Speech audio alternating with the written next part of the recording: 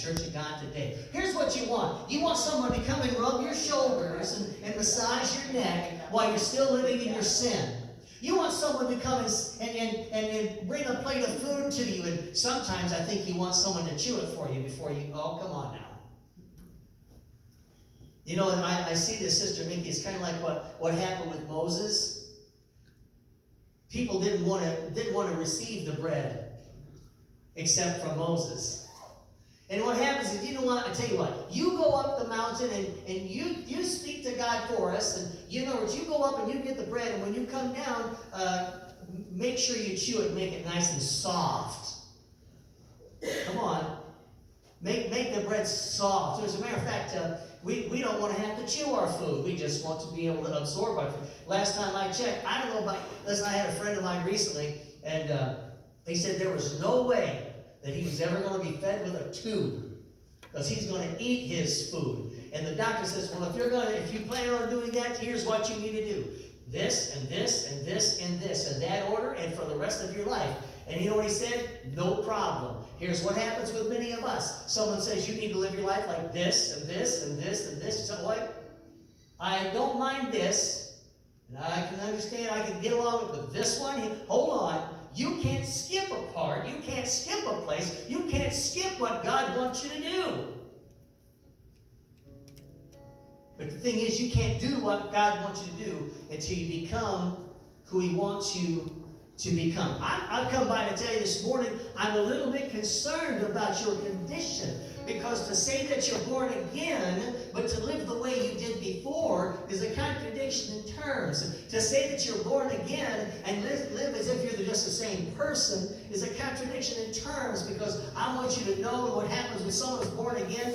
Most likely, not most likely, every time their life is turned around.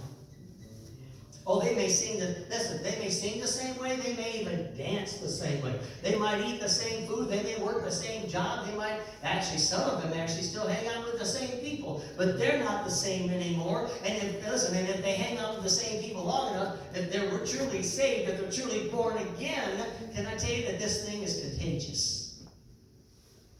Come on. This thing is supposed to be contagious, but here's what I'm seeing right now. That ain't contagious. Well, yeah, that's contagious too. Wait, what? Hold on. Sorry. That's very contagious. Oh, God. Tell me that's not contagious. And that's how most of you are living your quote-unquote Christian life.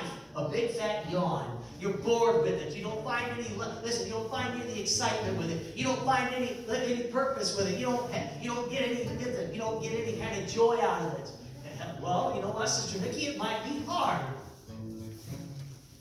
There's a reason. There's a great reason that you don't see people you love sitting next to you in the church today. Oh, come on. Here's the thing. A good sermon is not the worst for being preached at home. I say it again. A good sermon is not the worst for being preached. Preach those sermons at home. Somebody say amen. Amen. We should come to a place in our life where our life is nothing more than a preached sermon. Someone sees what we're doing. Oh, don't get me wrong. Some of you are going to get this. And if I come to your house, I get treated, watch this, I get treated so well, I said, wait a second. I'm not a king. I'm not a prophet, nor am I the son of a prophet. And I said this to somebody, and one of you or more of you are here. I said this to somebody, yeah, but you're pastor. Oh, okay.